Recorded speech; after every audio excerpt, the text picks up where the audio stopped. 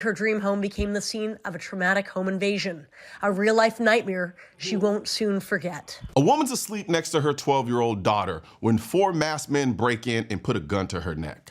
And Canada still thinks you shouldn't have a gun to protect yourself. It was 3:40 a.m. when 4 masked suspects got in through her back patio doors. You got 4 men, middle of the night, inside of her home.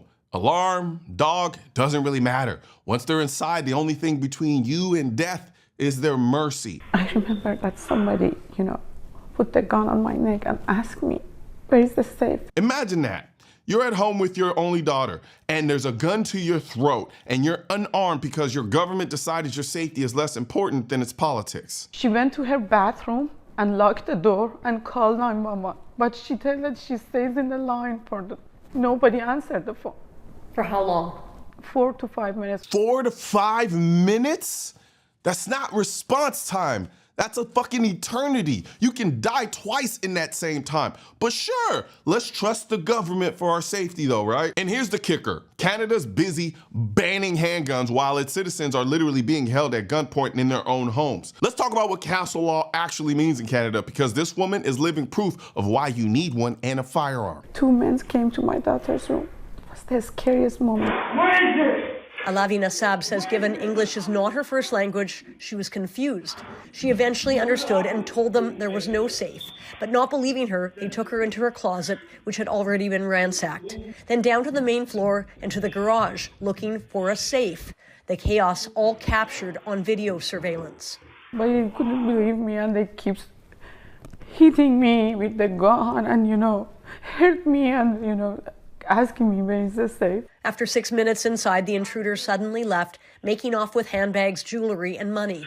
They did not take the Range Rover, despite the fact Alavina Saab says she offered them the keys. She then learned her 18-year-old daughter, who had been pretending to sleep, had called 911 while the thieves were downstairs.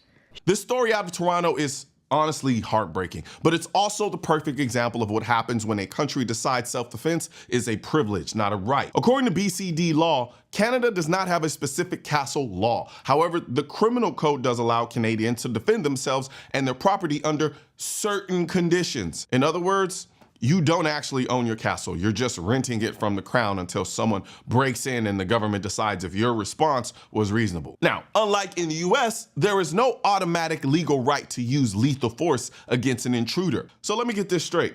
A criminal can enter your home with a gun, but you can't use yours unless a judge later decides your fear was reasonable. That's not justice. That's essentially gambling with your life. What's crazy is, during the time when they were banning the guns, the prime minister at the time, Trudeau, was almost like bragging about the fact that they are now banning guns. We're introducing legislation to implement a national freeze on handgun ownership. What this means is that it will no longer be possible to buy, sell, transfer, or import handguns anywhere in Canada. He calls that public safety. But when a woman is lying on the floor with a gun to her neck, his freeze isn't stopping criminals, it's stopping her. Then there's the so-called buyback program that they're doing now, which is essentially a confiscation because it's not voluntary. But gun owners with now banned semi-automatic weapons will be asked to declare they have banned weapons, then must either turn them in for compensation or prove they're deactivated and unable to be used. That's not a buyback.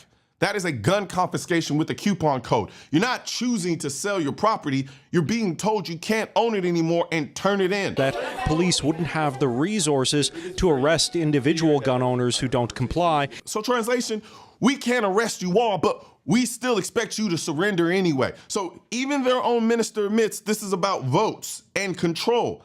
Nothing to do with public safety, except for the word choice. Meanwhile, this Toronto mother did everything right. She locked her door, she had cameras, she called 911 and got put on hold.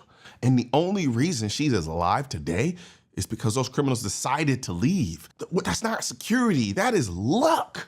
And luck isn't a strategy. This is why the Second Amendment exists. It's not about hunting or collecting. It's about making sure no woman ever has to hope a criminal changes his mind and decide not to kill her or violate her. And this is exactly why USCCA is a sponsor of this channel, because they don't just protect you after a defense of gun use. They train you before whenever happens. They teach you what laws apply, where you live, what force is actually legal, and how to avoid ending up in a situation like this Toronto mother altogether.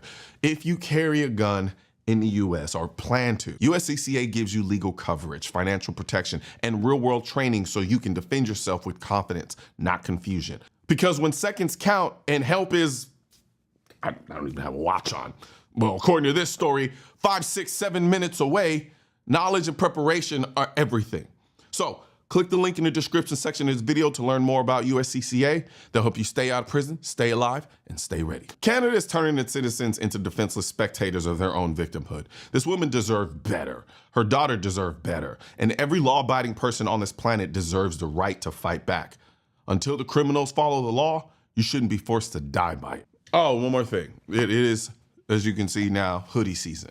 Yep, so if you're wondering where I got this awesome hoodie from, it's gonna be on my site, shop.mrcoleonnoir.com. This is the Keep Texas Tactical version. Don't worry, we got them in all of the states. All of the states. I believe we even have them for Canada too. So, click the link in the description section today and grab your state-specific Keep, whatever state you live in, tactical hoodie at shop.mrcoleonnoir.com. One thing's for certain and two things are for sure.